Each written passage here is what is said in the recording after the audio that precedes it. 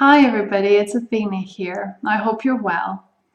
The focus of today's video is going to be on post-traumatic stress disorder or complex post-traumatic stress disorder and how this affects intimate relationships.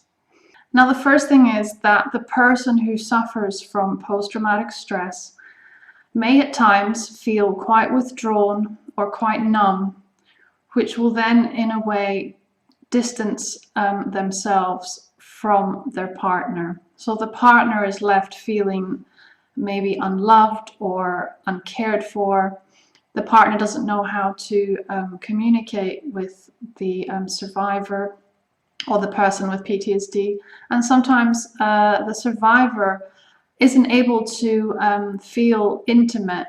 They aren't able to feel sexually intimate with their partner. So PTSD can affect sex and it can affect closeness. So that's one way that PTSD can affect a relationship.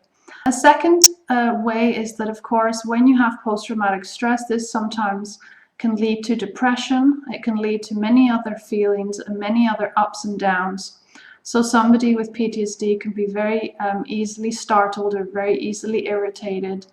They can get really anxious or really angry, and this can make partners feel very tense or jumpy as a result, or even controlled.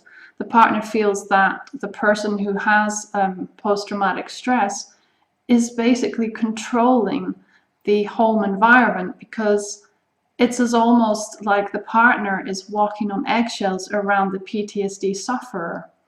And yes, it's not the PTSD sufferer's fault that they have this.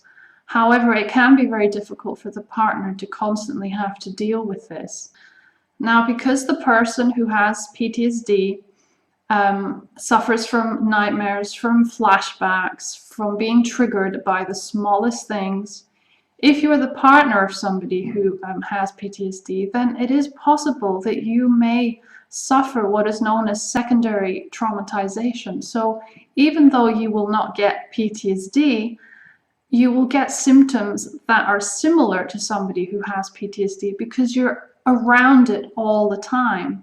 So that's a very important thing to consider. So as a partner with somebody who has PTSD, you have to look after yourself.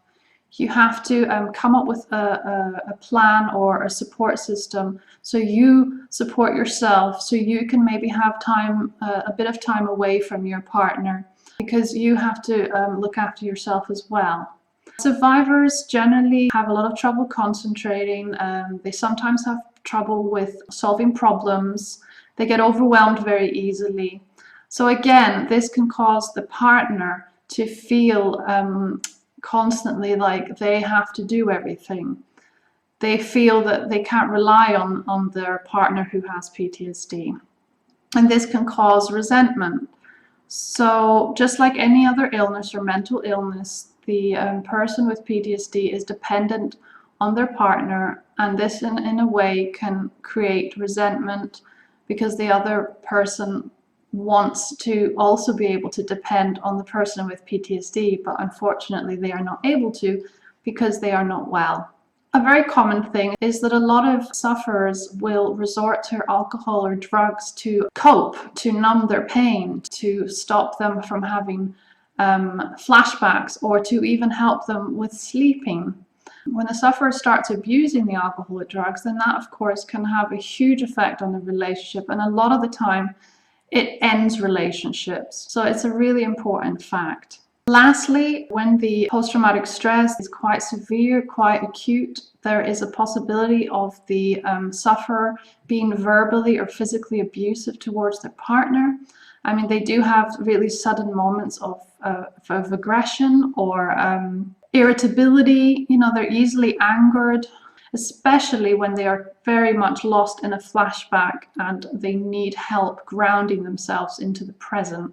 So the partner of somebody with PTSD has quite a lot to deal with, and it is very important that this is talked about. So if you are a partner with someone who has post-traumatic stress, then there is help for you as well.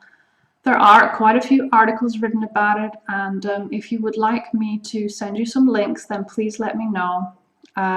You are not alone, And for those of you with post-traumatic stress, I'm sorry you're suffering. Thanks for watching the video, everyone. I really appreciate you taking the time. Please click on the subscribe button if you haven't already, and feel free to ask questions, and I'll happily do videos on the questions you've asked. Take care and see you very soon. Thank you. Bye.